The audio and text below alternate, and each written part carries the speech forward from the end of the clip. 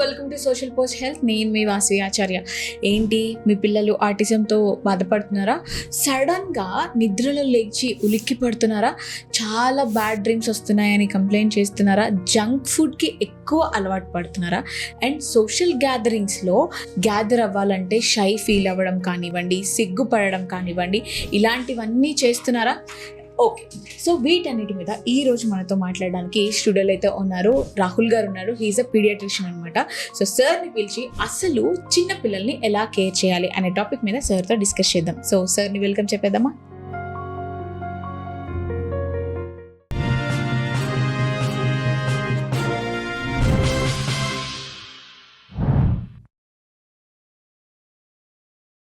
Hello Rahul గారు, ఎలా ఉన్నారు sir? I'm good. So welcome to social post. Thank you. ఈ రోజు మిమ్మల్ని కొన్ని క్వశ్చన్స్ అడగాలనుకుంటున్నాను, ఎందుకంటే నేను చాలా మాట్లాడేస్తూ ఉంటా. ఓకే, నాకు చిన్నప్పటి నుంచి అది అలవాటు అయిపోయింది. కానీ ఇవాళ రేపట్లో 5 years వచ్చినా సరే పిల్లలు మాట్లాడట్లేదు. లేదు అని అంటే చాలా లేట్గా మాట్లాడడం. 5 years దాటిన తర్వాత కూడా కొంతమంది మాట్లాడిన వాళ్ళు ఉన్నారు. అంటే దీనికి రీజన్ ఏంటి? ఈ ఫోబియా ఆర్ డిసీజ్, దీన్ని ఏమంటారు sir? Hello, hi first. Thanks for making me part of this. So first to start with, మీరు చెప్పినది అదొక డిసీజో అదొక ఇదో కాదు. Okay, to be very precise. So పిల్లలు మాట్లాడడం అనేది, అంటే ఇప్పుడు ఫర్ ఎగ్జాంపుల్ మనకి every child develops on various domains. అంటే డొమైన్స్ అంటే వాడు కూర్చుంటాడు, నించుంటాడు, అదొక డొమైన్. నడుస్తాడు, పరిగెడతాడు. అలాగే సో ఫస్ట్ మాట విషయంకి వచ్చేసరికి ఒక 3 to 4 months అప్పుడు చిన్న చిన్న కూయింగ్ సౌండ్స్, గర్గిల్ సౌండ్స్ అవి చేస్తాడు. సో మెల్లగా వన్స్ ఈ గ్రోస్ అప్ టు 5-6 months బైసిలబిక్ అంటే మా అలా. సో నెక్స్ట్ ఒక 8 to 9 months వచ్చేసరికి మామ, అత్త, తాత అని చెప్పి బైసిలబిక్. సో అలాగా సో లాంగ్వేజ్ డొమైన్లో ఇలాగా మాట అనేది as per baby develops, so baby will have this thing అనమాట.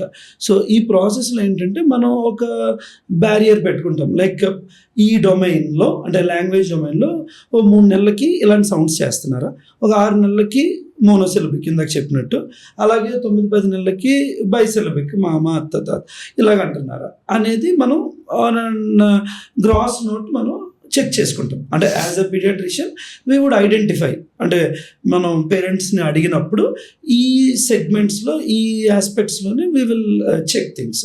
సో అది ఒక 1-2 years దాటేసాయి. ఆ 2 years కూడా ఇక్కడ ఇనీషియల్గా తీసుకోవాల్సిన మోనోసిలబిక్ కానీ బైసిలబిక్ వర్డ్స్ కానీ ఎటైన్ అవ్వకపోతే అప్పుడు then it becomes a concern. And అది ఒక డిసీజ్ as such కాదు, ఇట్ ఈస్ ఎ కన్సర్న్. ఈ కన్సర్న్కి వాట్ ఆర్ ద రీజన్స్, అది మా పని. అంటే మా పని అని కాదు. So you have to know few things around the child.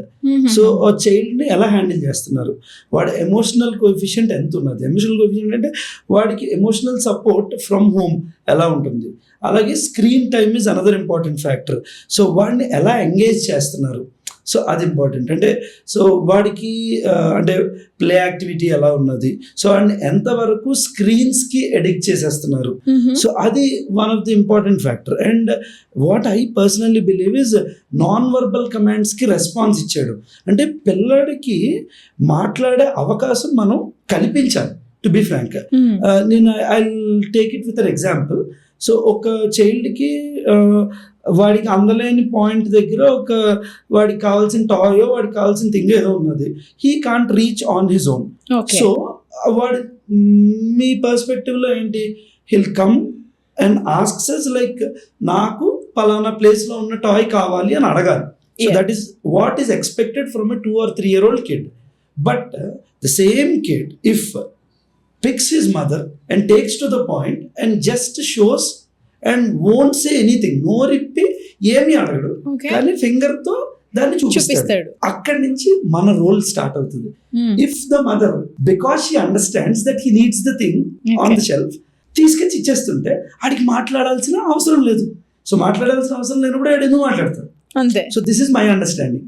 So you need to make him verbalise, మాట్లాడాలి, మాట్లాడించేలా చేయాలి. అంటే you need to teach him how to ask. Okay. Okay, ఆడికి చెప్పాలి, ఆడికి చెప్తేనే కదా ఆడికి తెలుస్తుంది. ఆడికి చెప్తే తెలిస్తే obviously he'll take things forward, and from the next time if he needs the same thing he'll come to his mom and asks, నాకు టేబుల్ మీద ఉన్న వస్తువు కావాలి అని అడుగుతాడు. ఓకే. సో అలాగో 3-4 times అడిగితే ఆటోమేటిక్గా things will happen. Okay. So అంటే దిస్ రియల్లీ వర్క్స్. అంటే మై పేషెంట్స్కి వర్క్ అయినప్పుడు ఎవరికైనా వర్కౌట్ అవుతుంది. So this is my understanding. Okay. So పుట్టిన పిల్లలకి జాండీస్ వస్తుంది, ఇంకా వేరే వేరే చిన్న చిన్న ప్రాబ్లమ్స్ వస్తాయి అన్నట్లు చెప్తూ ఉంటారు సార్. ఇది అంటే జస్ట్ ఏ కామన్ థింగ్ అంటారా, లేకపోతే మరీ ఎక్కువ ప్రాబ్లం క్రియేట్ చేస్తుంది అంటారా? న్యూ బార్న్స్లో అంటే పుట్టిన వెంటనే పిల్లల్లో జాండిస్ ఇస్ ప్రెటీ కామన్. అది generally around 60% of newborns, అంటే టర్మ్ న్యూ బార్న్స్ అంటే నెలలు పూర్తిగా నిండి పుట్టిన పిల్లల్లో so 60% jaundice is very much common. Preterm babies అంటే నెలలు పూర్తిగా నిండకుండా పుట్టిన బేబీస్లో it is bit on higher side. Okay. అయితే జాండిస్ యాజ్ సచ్ గురించి వరీ అవ్వాల్సిన అవసరం లేదు, but there are few risk factors. ఆ రిస్క్ ఫ్యాక్టర్స్ని మనం పరిగణనలో తీసుకోవాలి. అంటే లైక్ బ్లడ్ గ్రూప్ ఇన్కంపాటబిలిటీ, అంటే మదర్తో బ్లడ్ గ్రూప్, బేబీతో బ్లడ్ గ్రూప్. తల్లిది ఒకసారి నెగిటివ్ గ్రూప్ ఉంటుంది, ఓ నెగిటివ్, బి నెగిటివ్ అని నెగిటివ్ గ్రూప్స్ ఉంటాయి. ఒకసారి ఏదన్నా జెనెటిక్ ప్రాబ్లమ్స్ విచ్ కమ్స్, అలాంటి వాటిలో ఏంటంటే ఇదే jaundice it becomes pathological and becomes more serious and అది బాదర్ చేయొచ్చు. సో అది మనం ఐడెంటిఫై చేయగలగాలి. అండ్ ఇక్కడ 2 విషయాలు గుర్తుపెట్టుకోవచ్చు. ఒకటి, జాండిస్ ఆన్ హయ్యర్ సైడ్, ఎక్కువ జాండిస్ ఉంటే that will effect the brain. So అది ఒకటి కేర్ఫుల్గా ఉండాలి. సో సెకండ్ ఫ్యాక్టర్ లైక్ అది factor number 1. And factor number 2, within 24 hours లోపు జాండిస్ డెవలప్ అయితే మాత్రం అగైన్ నేను ఇందాక చెప్పిన రిస్క్ ఫ్యాక్టర్స్ని కన్సిడర్ చేస్తే వీ నీడ్ టు ఎవాల్యుయేట్. అంటే పీడియాట్రిషియన్ కలిసి you need to check on, get tested. And అంటే వాళ్ళకి ఇమ్యూన్ సిస్టమ్ అనేది ఎలా ఉంటుంది సార్? అంటే ఎలా వర్క్ చేస్తుంది వాళ్ళకి? అంటే చిన్నగా దగ్గు, జలుబు, జ్వరం ఇవన్నీ తరచూ వస్తున్నా కానీ వాళ్ళకి ఎఫెక్ట్ అవుతుంది, అది క్యూర్ అవుతుందా లేదా అన్న భయం అన్నది పేరెంట్స్ లో వస్తూ ఉంటుంది. అంటే చిన్నపిల్లల కింద మీరు అన్నట్టు తొందరగా ఎఫెక్ట్ అవుతాయి ఏవైనా సరే. సో పేరెంట్స్ భయపడడంలో అసలు రాంగ్ థింగే కాదు అది. సో అసలు ఆ ఇమ్యూనిటీని ఎలా మనం కాపాడుకోవాలంటారు? Basically as the child grows ఆ పిల్లడి ఇమ్యూనిటీ కూడా ఇట్ విల్ టేక్ టర్న్. అంటే ఆడి ఇమ్యూన్ సిస్టమ్ అంటే ఆ కిడ్ యొక్క ఇమ్యూన్ సిస్టమ్ కూడా it will start to mature over a period. So అందుకు ఇనీషియల్గా ఇన్నేట్ ఇమ్యూనిటీ అంటాం. సో ఇనీషియల్ డేస్లో అంటే 2-3 months ఆఫ్ ఏజ్లో లేదా అట్లీస్ట్ 6 months ఇన్నేట్ ఇమ్యూనిటీ అంటాం. ఇన్నేట్ ఇమ్యూనిటీ అంటే స్వతహాగా చిన్న ఇన్ఫెక్షన్ వచ్చినా కూడా ఈజీగా ఎఫెక్ట్ చూపించే పరిస్థితి ఉంటుంది. సో దానికి child will fight in the process. So as the child gross, so adaptive immunity ఎలా వస్తుంది? ఈ ప్రాసెస్ ఆఫ్ 6 months 8 monthsలో రకరకాల ఇన్ఫెక్షన్స్ని పిల్లలు కాంటాక్ట్ అవుతాడు. సో దానివల్ల ఇమ్యూనిటీ డెవలప్ అవుతుంది. అండ్ వ్యాక్సినేషన్స్ వేయించమని చెప్తాం పిల్లలకి, టీకాలు వేయించమని చెప్తాం. సో టీకాలు వేయించడం వల్ల కూడా ఇమ్యూనిటీ డెవలప్ అవుతుంది. సో ఇలాగ as the child grows child will develop immunity. So అలాగ మెల్లగా ప్రొటెక్షన్. అండ్ ఇందాక మీరు అడిగినట్టు fever is a good sign. అంటే ఫీవర్ రావడం అనేది his immunity is actually good and it's working. So అది that is a good sign, అది పాజిటివ్ గా తీసుకోవాలి. అండ్ ఇంకొకటి ఏంటంటే రికరెంట్ ఇన్ఫెక్షన్స్ అంటే అరౌండ్ 5 to 6 అంటే ఇన్ఫెక్షన్స్ అంటే రెస్పిరేటరీ ఇన్ఫెక్షన్స్, దగ్గులు, జలుబులు ఓ సంవత్సరం టైంలో రావడం అనేది very much common, which you need to consider is very normal. Okay. So ఈ డెవలప్మెంట్ మైల్ స్టోన్ అంటే ఏంటి సార్ అసలుకి?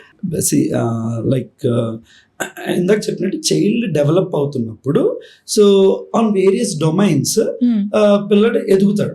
సో ఆ ఎదిగే క్రమాన్ని అంటే at different points of time child will show development అనమాట.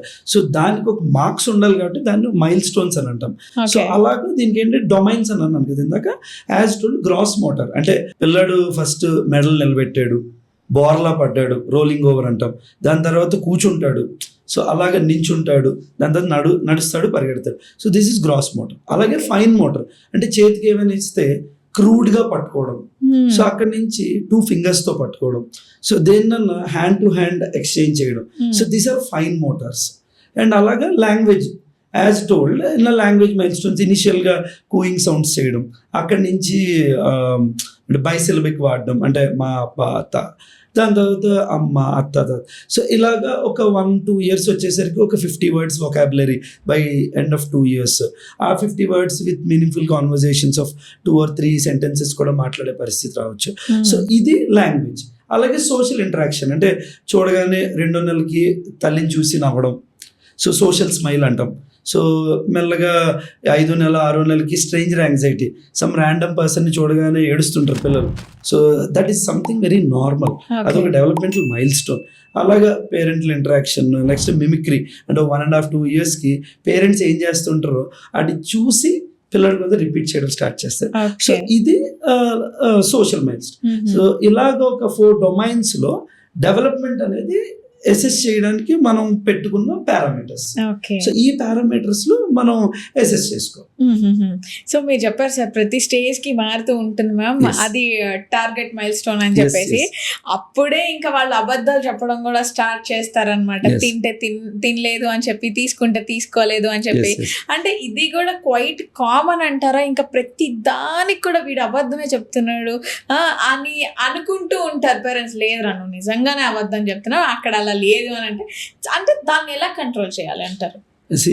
యాజ్ రైట్లీ సెడ్, అది కూడా part of a normal development. Okay, so lying మీరు అంటుంది అబద్ధం చెప్పడం అనేది we have to consider something very normal for 3 to 4-5 years old కిడ్కి. So but మనకి ఏంటంటే అలాంటి ఎపిసోడ్స్ జరుగుతున్నప్పుడు వాట్ ద చైల్డ్ డస్ అనేది మీరు కన్సిడర్ చేయాలి.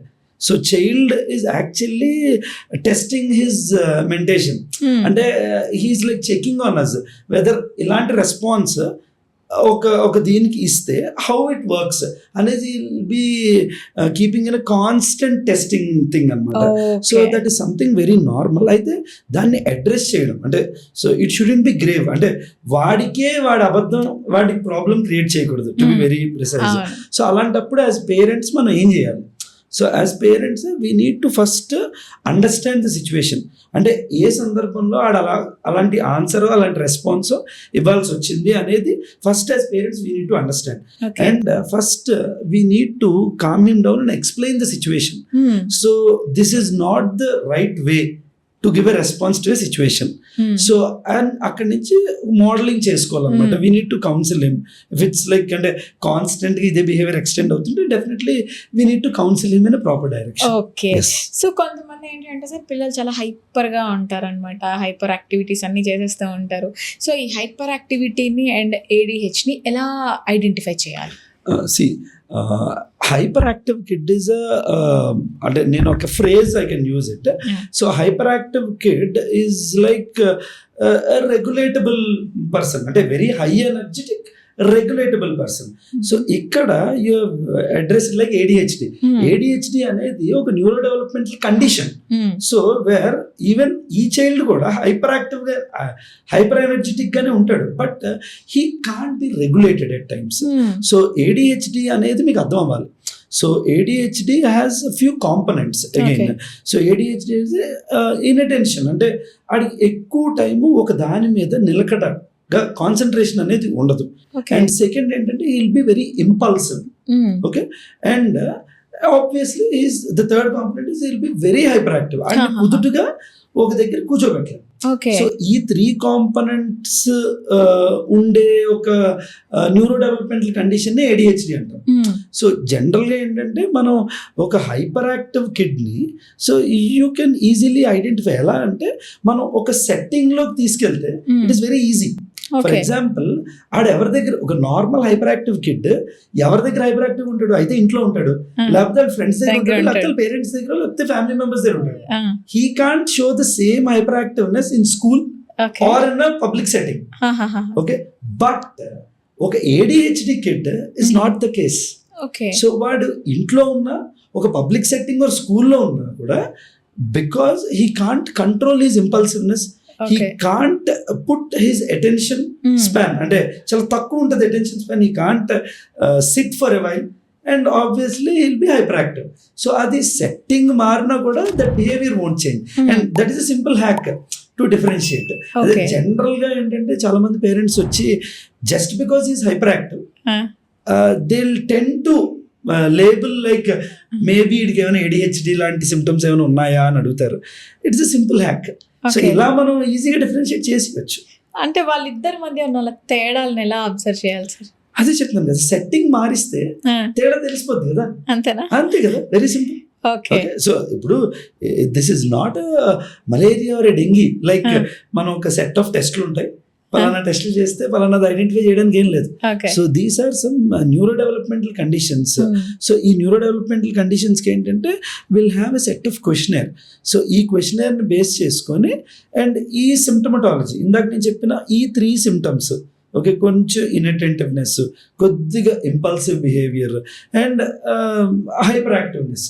సో ఈ 3 డొమైన్స్లోని ప్రామినెంట్గా చైల్డ్ ఫిట్ అవుతున్నాడు అంటే as we have to consider ADHD as a diagnosis. అంటే ఇప్పుడు వీళ్ళు మాట్లాడట్లేదు అని చెప్పేసి మనం ఎప్పటి నుంచి అబ్జర్వ్ చేయాలి సార్? అంటే జనరల్గా చిన్నపిల్లలు 1.5 year నుంచి మీరు అన్నట్టు single word, double word, triple word ఇలా యూజ్ చేస్తూ వస్తూ ఉంటారు. అప్పటికి కూడా ఇంకా మాట్లాడట్లేదు అంటే కంప్లీట్లీ స్టాప్ అయిపోయిందంటే మనం ఎప్పటి నుంచి అబ్జర్వ్ చేయాలి? ఎలాంటి విషయాలను అబ్జర్వ్ చేయాలి? అంటే ఇక్కడ you need to identify the spectrum. Okay. So మనం you can't borrow more time.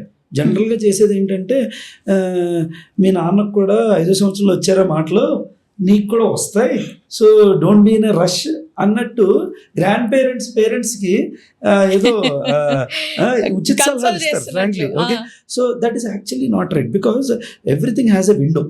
ఒక 18 to 24 months టైంలో అంటే 1.5-2 years టైంలో you need to pick few things. So ఆ విషయాలను మీరు రైట్ టైంలో పట్టుకుంటే, సో దానికి రైట్ టైంలో సపోర్ట్ మనం చైల్డ్కి అందివ్వగలిగితే బెటర్గా they can fair up. So అందుకు రైట్ టైంలో identification is very important. So as told మీకు బ్యాబ్లింగ్ లేకపోతే కూయింగ్ సౌండ్స్ ఇవన్నీ అరౌండ్ 3 to 5 monthsలో రావాల్సింది సంవత్సరం వరకు కూడా రాలేదు అంటే, సో బైసిలబిక్ అంటే అమ్మ తాత నాన్న అనేది 1.5-2 years వరకు కూడా రాలేదనుకో, అది చాలా indication that you need to Titan your ropes and pack bags and start evaluating. So ఇక్కడ అంటే ఆటిజం అని మీరు వినే ఉంటారు. సో ఆటిజం స్పెక్ట్రమ్ డిజార్డర్ అని అంటాం. సో ఇట్ ఈస్ లైక్ అంటే it is again neurodevelopmental condition where in child social communication he'll lack with social communication. అంటే ఐ కాంటాక్ట్ ఇవ్వడు, he'll try to isolate himself, ఒక్కడే ఉండడానికి చూస్తాడు, public gathering లో ఇచ్చేయడు and ఎక్కువ మాట్లాడు. So child like to be precise he'll try to isolate himself. So అంటే ఎక్కువ ఇంటరాక్ట్ అవ్వడానికి, సోషలైజ్ అవ్వడానికి ఇష్టపడ్డా అనమాట. సో అలాంటి పిల్లల్లోని మనం ఈ మాట అనేది you need to keep checking. So వీడు అట్లీస్ట్ పేరెంట్స్తోనైనా లేకపోతే ఎల్డర్ సిబ్లింగ్తోనైనా ఎలాగున్నది వాడి ఇంటరాక్షన్, హౌ ఈజ్ ఈ బిహేవింగ్ అనేది మనకి ఒక 1.5 to 2 yearsకి మనకి క్లారిటీ వచ్చేయాలి. Once we get the clarity ఇమీడియట్గా మీరు మీ నియరెస్ట్ పీడియాట్రిషియన్ కానీ, చైల్డ్ సైకియాట్రిస్ట్ కానీ, చైల్డ్ సైకాలజిస్ట్ కానీ కలిసి MCHAT అని ఒక క్వశ్చనర్ ఉంటుంది.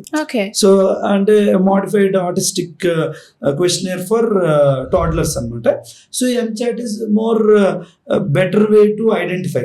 అది పేరెంట్స్కి క్వశ్చనర్ లాగా ఉంటుంది అనమాట.